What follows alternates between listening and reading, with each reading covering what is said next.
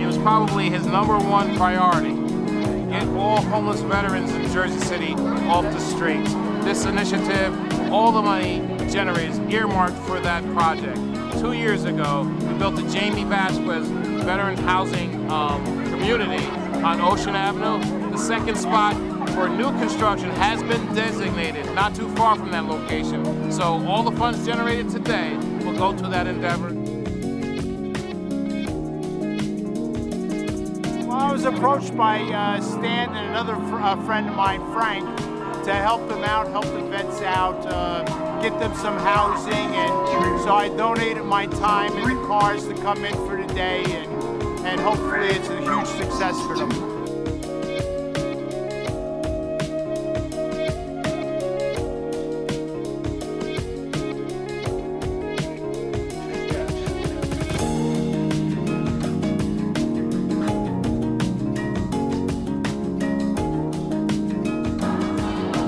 Homeless veterans, I don't think any veteran should ever be homeless. And so if they served our country, I think we have a responsibility to come together and help provide for them.